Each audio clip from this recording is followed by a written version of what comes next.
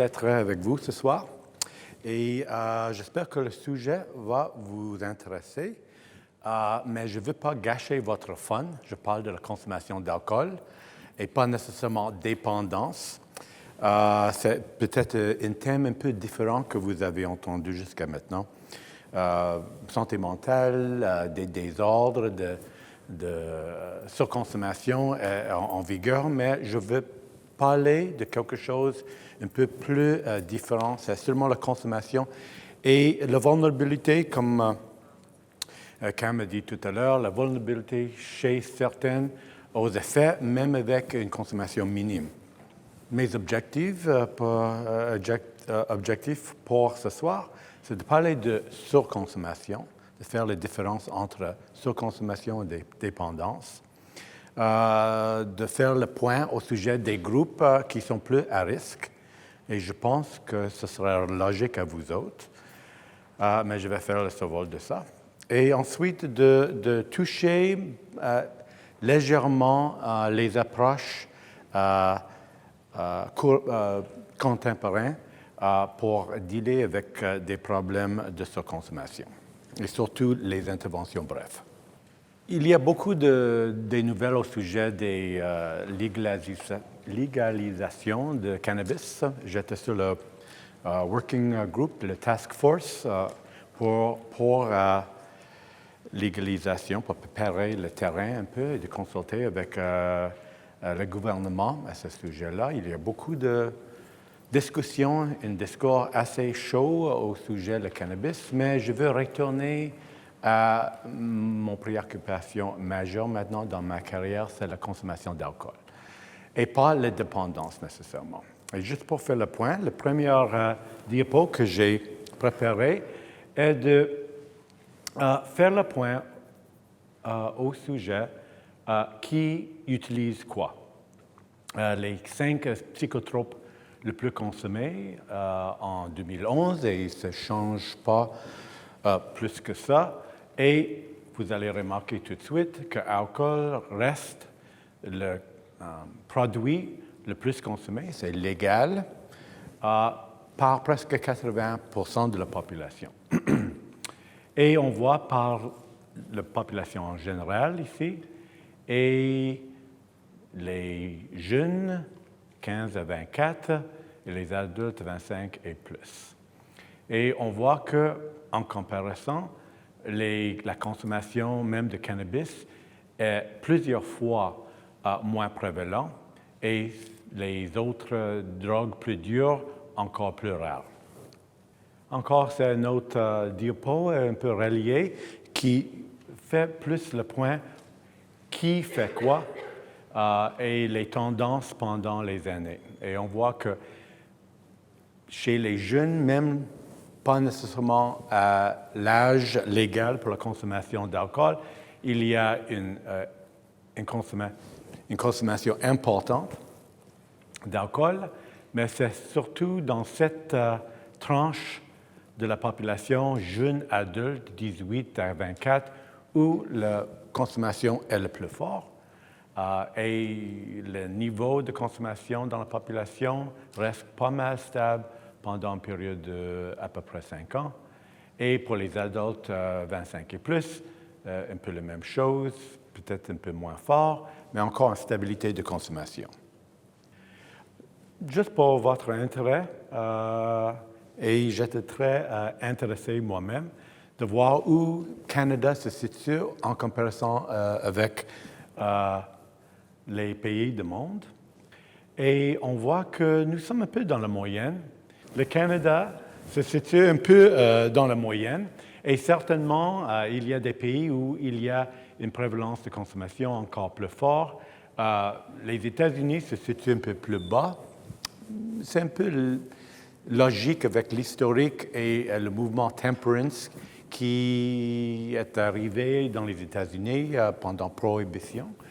Il y a comme un aspect religieux contre l'alcool, mais pour les pays industrialisés, il y a une forte consommation, encore plus forte que le Canada.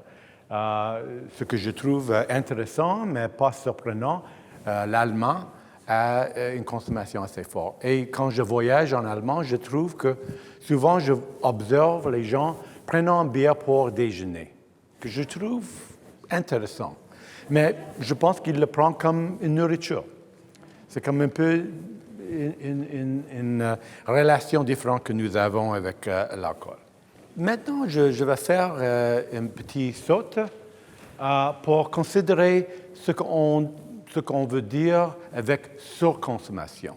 Okay? Je ne parle pas de dépendance où les gens sont dépendants à l'alcool, qu'ils doivent le boire à répétition et pour éviter comme les symptômes de sevrage, où ils sont psychologiquement dépendants, ils doivent l'utiliser pour juste se sentir à l'aise. Je parle de surconsommation. Et surconsommation est, pour les hommes, considéré comme 5 consommations standards ou plus, et pour la femme, 4 consommations standards. C'est le niveau de consommation où on peut prédire des problèmes. Pas nécessairement encore des problèmes qui viennent avec dépendance, mais des problèmes que je vais décrire tout à l'heure. Mais pour ça, on voit que c'est sûr que la prévalence est plus bas. 5 consommations pour moi est une consommation forte. J'ai des doutes aussi si je suis capable de consommer 5 consommations dans un épisode. Mais effectivement, c'est plus prévalent peut-être que vous pensez dans la population, autour de 30%.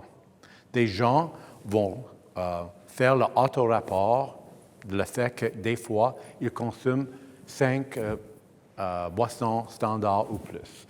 Et pour les femmes, c'est un peu plus bas, 20%, et ce niveau reste stable pendant les années. Alors, mais 20%, c'est encore, quand on considère, pour la plupart du monde, 4 consommations, beaucoup, mais il y a une forte représentation des gens qui disent elles-mêmes, que des fois, ils consomment à ce niveau.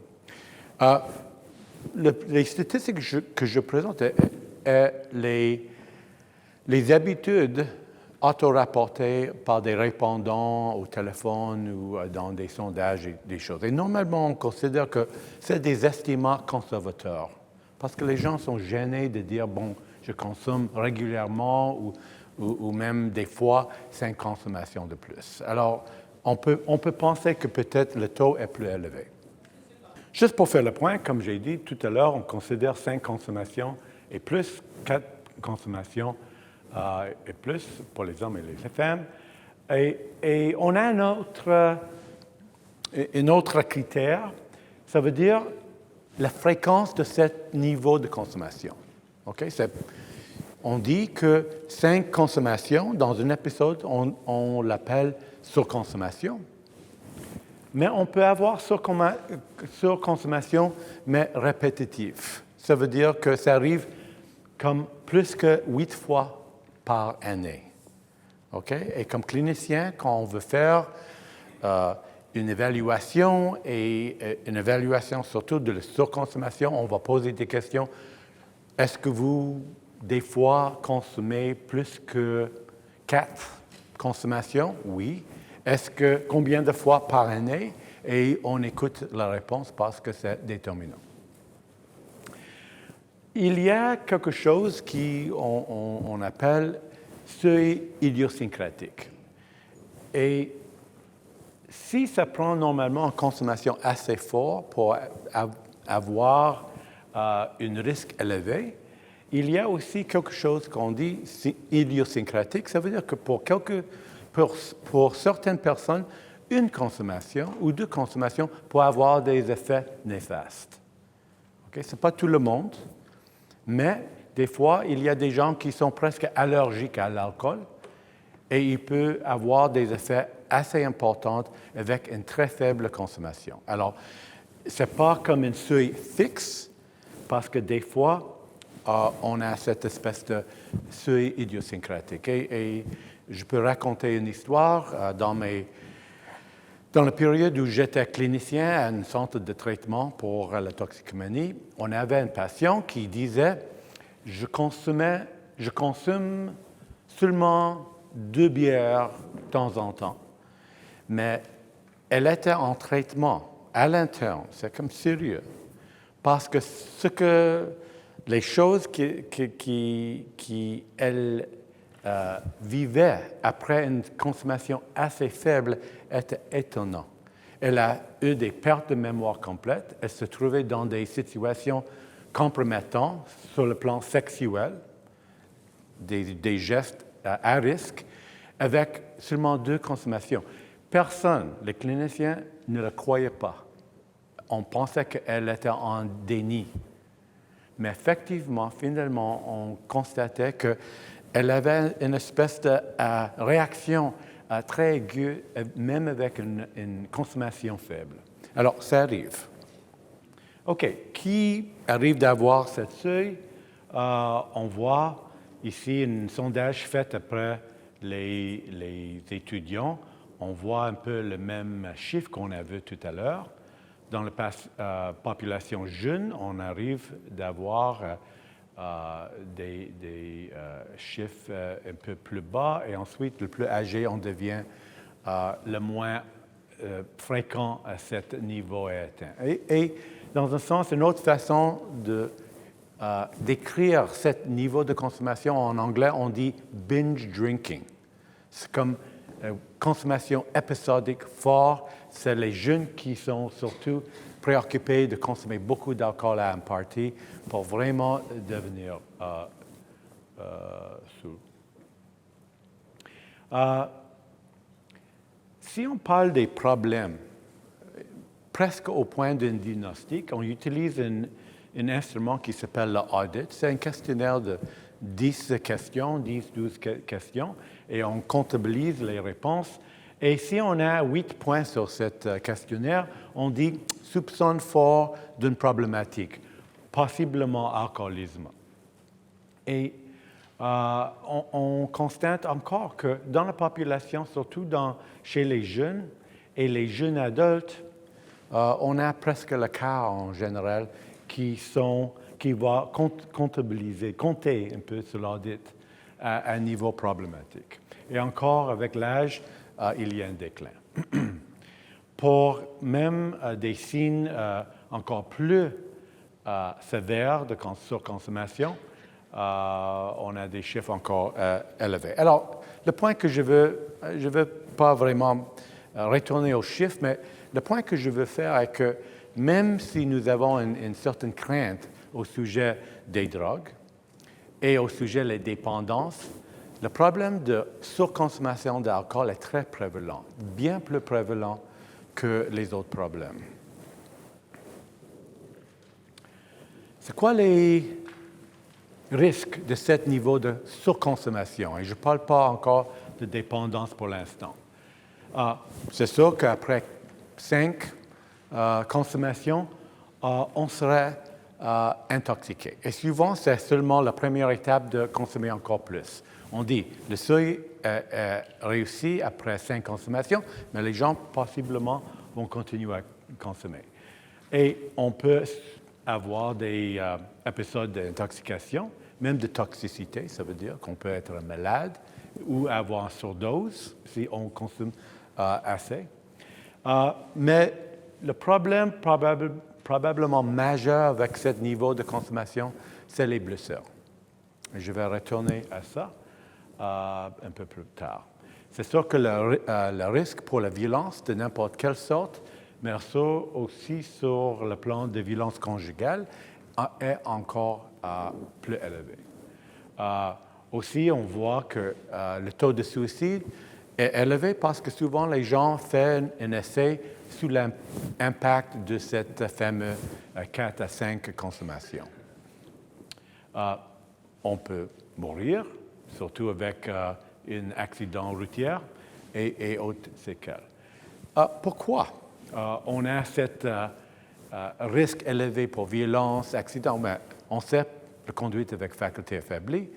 De conduire un véhicule, c'est comme un geste important, complexe, ça prend toutes les facultés, ça prend un cerveau qui marche bien. Je vais retourner à une courbe de taux des accidents avec des niveaux d'alcool dans l'organisme un peu plus tard. Mais le fait que l'alcool a un effet qui relâche des impulses. Les gens ne sont pas en contrôle comme ils sont normalement et ils sont capables d'exercer de mauvais jugements, incluant violence.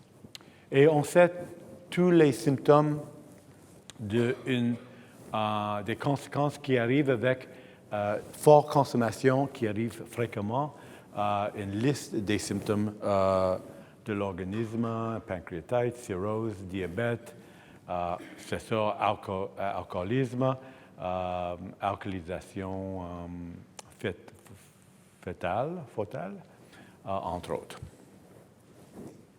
OK, ça c'est quelque chose qui me préoccupe beaucoup. J'étais un chercheur en dépendance depuis la plupart de ma carrière. Maintenant, j'ai changé un peu ma piste et je suis plutôt intéressé à la surconsommation, surtout pour les accidents routiers. Pourquoi?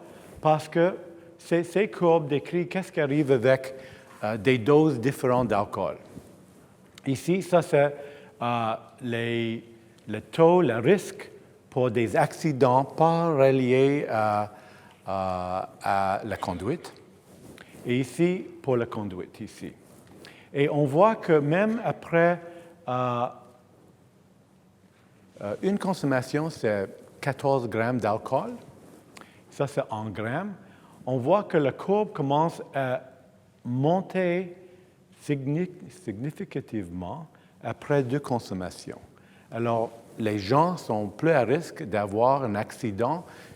On prend quelques bières, on décide qu'il faut changer l'antenne sur le toit et on est un peu déséquilibré et on subit un accident. C'est très fréquent parce qu'on a 2 choses. Une compromise de la faculté psychomoteur, les gens sont plus maladroits. Deuxièmement, on n'est plus apte à avoir cette mauvaise décision de monter sur l'échelle, sur le toit, pendant une tempête après quelques bières.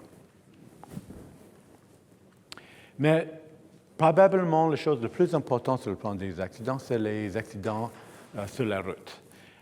Et la courbe est à peu près la même, mais les conséquences sont plus graves parce qu'on est dans un véhicule qui roule à 100 km par heure, un mauvais jugement, un manque de réflexe, une perception affaiblie par l'alcool peut avoir des conséquences importantes. Et le risque commence d'être significativement élevé après 2 consommations. Okay? Les gens pensent, ça va prendre 5, 6, 7 avant que je ne suis pas capable de conduire une voiture. Effectivement, le risque commence à augmenter exponentiellement. Ça veut dire que ce n'est pas comme tout droit, mais c'est comme une courbe. Il y a une accélération dans le risque. Et même après 5 consommations, ça serait autour de 60 ici. On a un risque pour un accident routier 10 fois plus que d'être à jeun. Okay? Après 5 consommations, 10 fois plus. Ça, c'est important. Nos lois nous disent qu'on est considéré comme dans un état de faculté affaiblie après 0,08%. Okay? C'est autour de ici. À ce moment-là, le point qu'on dépasse le seuil légal, on est déjà à un risque 15 fois plus élevé qu'une personne ou vous autres quand vous êtes à jeun. 5 consommations à peu près pour les hommes, taille moyenne. Déjà, vous êtes 15 fois plus apte à avoir un accident routier. Je vais faire le lien entre la santé mentale. parce que souvent, les gens qui sont atteints avec un problème, et pas nécessairement grave et persistant comme la schizophrénie, mais ça peut être la dysphorie, anxiété, des choses qui sont plus prévalentes. On trouve que le taux des gens qui ont cette espèce de problème sont plus aptes à avoir une surconsommation d'alcool aussi. Il y a une relation assez forte, assez importante entre la surconsommation d'alcool et des problèmes de tout type en santé mentale. Et c'est sûr que pour des cliniciens, c'est l'alcool mélangé avec un problème d'anxiété ou dysphorie, dépression, rendent le traitement très difficile. Premièrement, on a toujours un problème de décortiquer les effets d'une dépression que les effets dépressifs de l'alcool. Alors, c'est quoi le problème? Est-ce que c'est la consommation d'alcool ou est-ce que c'est quelque chose de plus intérieur, peut-être existentiel ou organique sur le plan du cerveau qui arrive d'avoir comme résultat une dépression? Alors, l'évaluation est plus compliquée. Et en général, on dit que le pronostic pour un traitement réussi est diminué s'il y a une surconsommation d'alcool. Mais c'est aussi un cas que les gens qui souffrent d'un problème de santé mentale sont plus susceptibles à l'effet d'alcool. Et dans ce sens-là, l'effet d'alcool est exagéré si on est apte de surconsommer l'alcool. On est plus vulnérable dans ce sens-là. Souvent, on entend que les patients vont dire « Bon, je suis très anxieux, je consomme d'alcool, ça me relaxe. » Et c'est vrai, c'est un relaxant. Malheureusement, il y a toutes sortes de conséquences avec ce type d'auto-médicaments. Et une chose, c'est des accidents routiers. Et les gens, souvent, qui sont dépressifs, sont plus à risque d'avoir des accidents sur la route parce qu'ils sont aptes de prendre de l'alcool et ensuite prendre le volant. Mais je veux juste faire un peu le survol comment on gère des problèmes de surconsommation. Et c'est très différent que l'alcoolisme, par contre. Probablement, vous avez entendu de l'organisation alcoolique anonyme, très disponible aux gens qui souffrent d'un problème important d'alcoolisme. Mais pour la surconsommation, c'est tout à fait une approche différente. On ne peut pas envoyer quelqu'un qui surconsomme de temps en temps, même si les séquelles sont importantes. Ce n'est pas approprié de les envoyer à un traitement spécialisé, ni à alcoolique anonyme.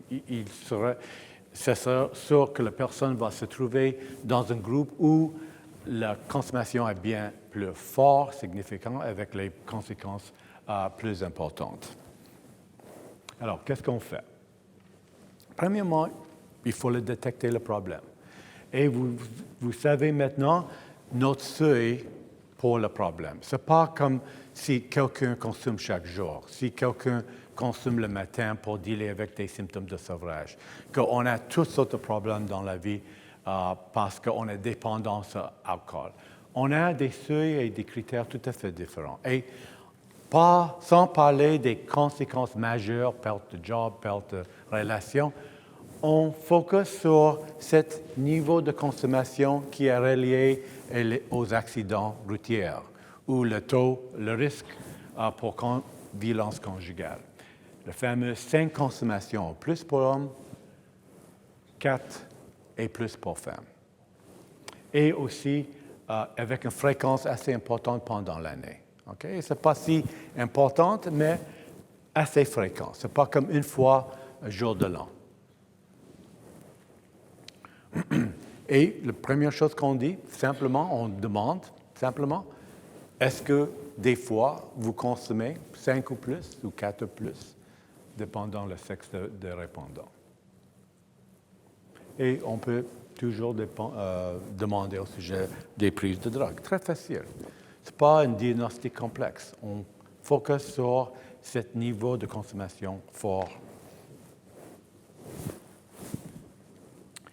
Et on favorise une intervention qu'on dit, comme soit dit, intervention brève. Ça ne prend pas un traitement. Il n'y a pas un problème de dépendance. Il n'y a pas une perturbation de la vie sociale, vocationnelle, professionnelle, comme on voit en alcoolisme. C'est seulement ce niveau de consommation où les risques sont élevés pour toutes sortes de problèmes. Et ce qu'on peut faire après une détection est de partager d'informations comme je partage avec vous au sujet des risques reliés à cette consommation. C'est intéressant cliniquement comment les gens voient des problèmes reliés à la consommation. Dans leur tête, c'est quand une personne consomme chaque jour des fortes quantités, on roule à terre, on a des pertes de mémoire. Ils focusent toujours sur l'alcoolisme parce qu'ils ne savent pas les statistiques que je vous présentais tout à l'heure au sujet des accidents routiers, le risque plus élevé pour la violence conjugale, mauvais jugement, etc. Pour eux, ils focusent sur un problème de dépendance. Mais pour surconsommation, on fait cette seuil assez bas, on pose des questions et ensuite on peut prévoir une intervention tout à fait brève, un partage d'informations. Et souvent des données comme le fait que le risque pour un accident routier est 2 fois plus élevé après 2 consommations est révélateur pour beaucoup de monde. Et qu'après consommer assez pour arriver à le seuil légal, on a déjà à 15 fois plus à risque d'avoir un accident. C'est des types d'informations qui peuvent changer les habitudes de consommation. Et souvent, pour ces gens-là, c'est facile à faire parce qu'ils ne sont pas dépendants. Ils restent en contrôle de leur consommation et leurs gestes en général. Et avec cette information, souvent, c'est suffisant pour eux de changer leur comportement. Et c'est une intervention qu'on peut faire dans 2 ou 3 minutes. On partage certaines données, on donne un avis, peut-être de réduire un peu la consommation, on donne des bonnes raisons et la recherche nous dit qu'on peut voir un changement significatif dans les comportements de la plupart des gens. Le problème est que pour la plupart, les médecins qui sont le mieux placés de faire cette espèce d'avis ne sont pas intéressés à la faire. C'est un défi majeur pour nous comme chercheurs, cliniciens dans le domaine de toxicomanie, de changer les comportements des professionnels médicaux. Ils ne se voient pas comme conseillers, ils n'ont pas le temps pour poser des fois des questions simples au sujet de la consommation. Ils sont même gênés de poser cette question. Ils le pensent, c'est comme une décision personnelle. C'est quoi la dernière fois que vous avez eu une examination par un médecin et le médecin a posé la question « Est-ce que vous consommez l'alcool? » Non. Non, c'est incroyable. Et il y a des conséquences de ce manque. Mais il y a toutes sortes de raisons pour ça. Temps, incluant le temps, mais aussi les gènes. C'est sûr que des fois, on arrive, si on pose cette question simple, on constate qu'il y a un problème plus sévère. Ce n'est pas seulement 5 consommations plus de temps en temps, c'est 5 consommations et plus fréquemment. Mais on commence avec la même question. Si les médecins sont gênés de poser ces questions, c'est sûr que souvent les patients sont gênés à discuter leur consommation aussi. C'est un comportement souvent stigmatisé. On peut avoir toutes sortes d'opinions moralistes au sujet de la consommation. Il y a des gens qui croient que l'abstinence est la seule façon de vivre, qui voient la consommation d'alcool ou la forte consommation d'alcool de temps en temps comme une faiblesse de personnalité. Et c'est sûr que ça gêne les gens de discuter leur consommation, surtout avec un professionnel de la santé ou santé mentale.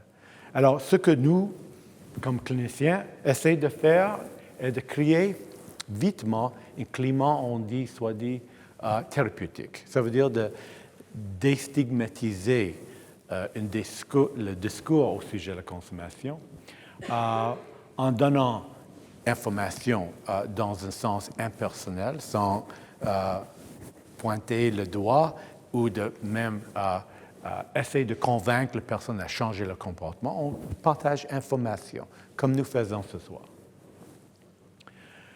C'est sûr que quand on donne des choix aux gens, en disant quelque chose comme « je vais partager un peu d'informations, ce que vous allez faire avec cette information, c'est tout à fait votre responsabilité, c'est votre choix », ça déclenche une discussion souvent plus ouverte. Okay? On ne prend pas une position autoritaire avec le client.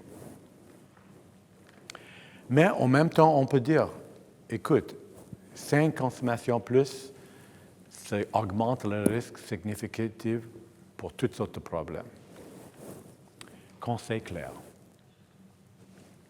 On trouve en général que si on donne des choix, comment la personne gère cette situation, comment on peut changer de comportement au sujet de cette pattern de consommation à risque, de donner la responsabilité de personnes de choisir entre plusieurs options, c'est une tactique très puissante. En disant, en lieu de dire quelque chose comme « il faut abstenir », qui n'est pas bien vu par des jeunes surtout ou des autres, on dit « qu'est-ce que vous pensez à faire de diminuer un peu votre consommation sans nécessairement être abstinent ou changer complètement votre habitude au sujet de la consommation ». Ça offre une porte plus facile pour des gens à digérer. En thérapie, on cherche toujours empathie, d'être compréhensif. Et on ne prend pas une position paternaliste. On a devant soi une personne capable, compétente, qui est bien capable de changer leur comportement. Encore, on ne parle pas d'une personne atteinte avec un problème de dépendance où leur capacité de changer, leur capacité même de penser bien, exercer de jugement était, dans un sens, hijacké par la dépendance. C'est, on dit, intervention brève. Les bénéfices, ce n'est pas surprenant pour moi, mais chez les gens qui travaillent, même les professionnels en première ligne, si on pose cette question, ils sont surpris de voir qu'à peu près entre 25 à 40 % de personnes qu'ils voient dans leur pratique, CLSC, cabinet privé, vont admettre d'une surconsommation d'alcool, encore qui amène des risques élevés pour toutes sortes de conséquences négatives. Et si on pose ces questions simples, essayer de faire une détection active et on trouve ces 25 et 40 %, on peut intervenir. Et on peut intervenir précocement, avant que le problème augmente au point qu'on aura besoin des interventions encore plus aiguës, plus significatives. Alors, c'est sûr qu'on va trouver les problèmes à un niveau précoce, où les gens sont capables de changer plus facilement leur comportement et de diminuer leur risque. Et en général, le pronostic est très positif. On a fait des études, une intervention qui s'agit d'une question au sujet de la consommation et un conseil clair de réduire ou changer le pattern, change le comportement. Une intervention de moins d'1 minute peut avoir un impact significatif chez le moyen des gens vus en cabinet privé. Encore, j'essaie de vous sensibiliser qu'on ne parle pas d'un problème qui est plus relié à la dépendance, où on a besoin d'un traitement assez important.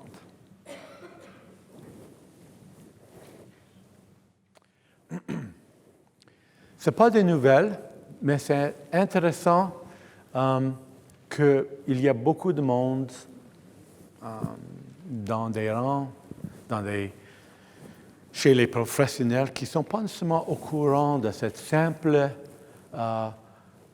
approche, bref, pour intervenir avec la surconsommation.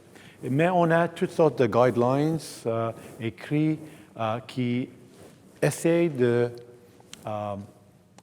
aider les professionnels qui sont plus aptes de voir ces gens-là dans leur pratique, de gérer ce problème avec des interventions bref. Alors, c'est comme une équation très facile, c'est une formation de quelques heures et on peut avoir la capacité d'être efficace, de réduire la consommation à risque chez les patients. On a toutes sortes de formulations de cette intervention bref, mais encore, c'est vraiment étonnant que même avec les technologies, même avec les connaissances, même avec les statistiques que j'ai présentées, la prévalence de ce problème de surconsommation et les conséquences très néfastes, surtout sur le plan d'accidents routiers, que le transfert de cette connaissance dans le milieu professionnel est très faible. Chez les médecins, c'est presque non existant. Et souvent, les gens ne sont pas intéressés d'embarquer dans des problèmes d'alcool. Ils le voient comme un peu un territoire défavorable, des gens qui ne veulent pas se mêler avec. C'est un problème très stigmatisé. Alors, maintenant, vous êtes au courant de ce problème, même probablement préparé d'intervenir simplement, poser des questions, avoir une petite discussion sur le sujet de la surconsommation, partager un peu de renseignements, bien établir sur le sujet des risques, et vous pouvez avoir un optimisme que cette espèce d'interaction peut avoir des bénéfices pour des gens qui sont aptes de consommer dans cette façon-là.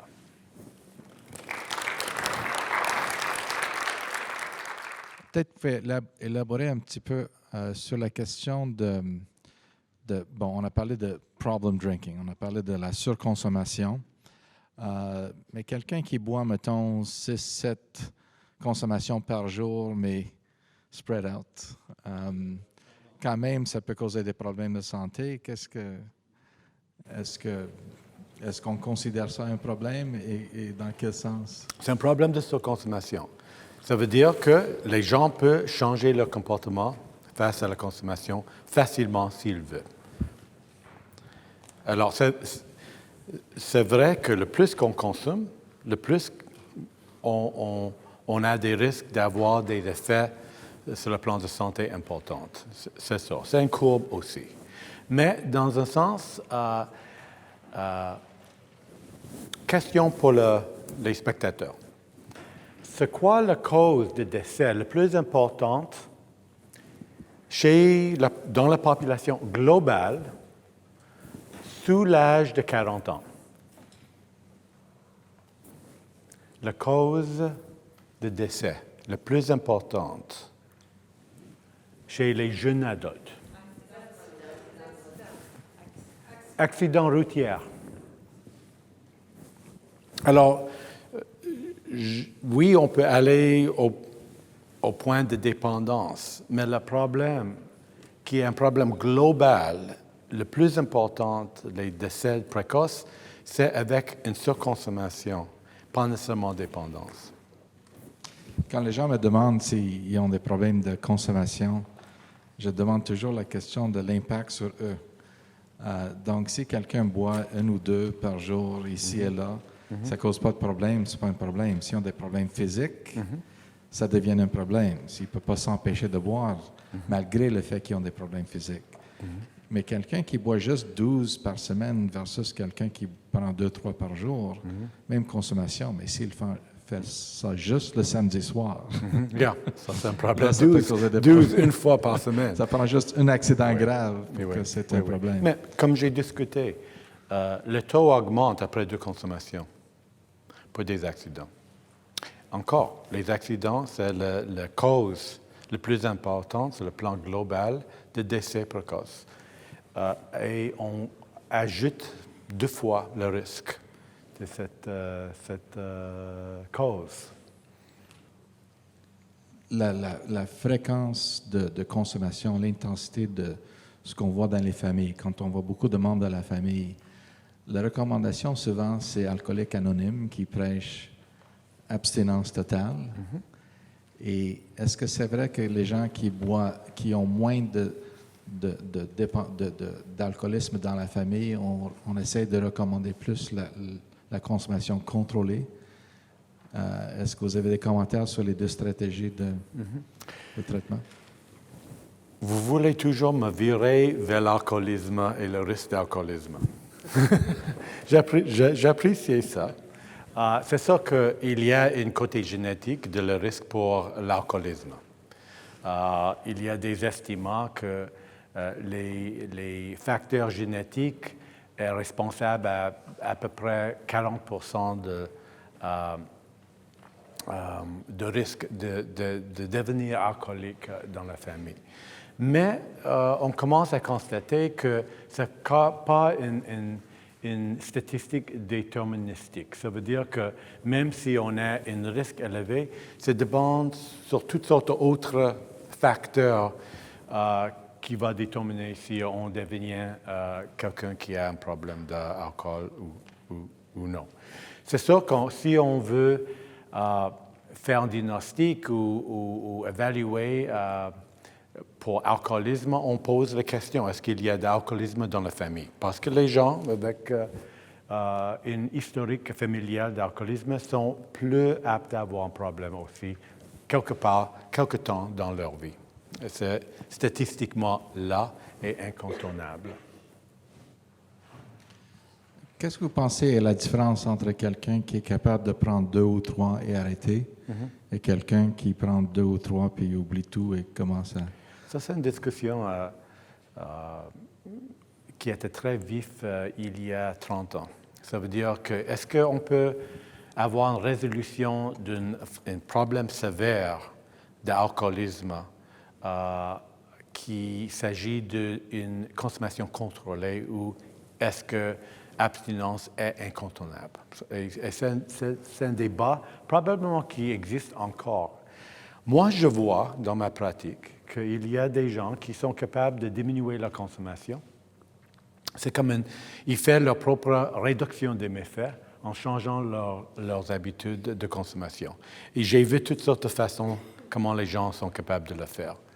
Quelqu'un qui a un problème de dépendance à cocaïne, qu'il s'agit de voler pour avoir suffisamment d'argent et ressources monétaires pour acheter la cocaïne. Les femmes qui doivent se prostituer pour encore avoir accès à cocaïne font une décision de changer leur habitude de consommation envers l'alcool. Un produit légal, contrôlé, le problème de overdose, surdose est éliminé. La nécessité de dépenser beaucoup et fortement et fréquemment pour garder l'habitude intacte est diminuée. Alors, dans un sens, cette personne a réduit les méfaits sans nécessairement réussir d'avoir abstinence. Et nous avons aussi une approche réduction méfaits comme une stratégie de santé publique où on donne les aiguilles pour réduire la transmission des maladies importantes et aussi d'avoir les gens s'injectent dans un endroit où, s'il y a une surdose, il y a des ressources médicales pour réagir contre une situation urgente médicale. Alors, il y a toutes sortes de résolutions et dans un sens, le débat abstinence ou quelque chose d'autre est un peu obsolète dans un sens parce qu'on a dépassé ce point où on peut insister pour l'abstinence avec une probabilité que ce serait la résolution faisable pour la plupart du monde. Dans un sens, la plupart du monde sont capables de résoudre leurs problèmes de consommation sans aller jusqu'aux abstinences. Moi, j'ai fait un peu de recherche sur l'alcool et mon prof m'avait conseillé une stratégie pour un good time at a party. Oh, Avoir une bonne soirée. Okay. Il dit, première heure, tu consommes tu fais 2 consommations et tu prends une bière ou une consommation chaque heure après ça et rien la dernière heure. Est-ce que vous pensez que c'est une bonne stratégie?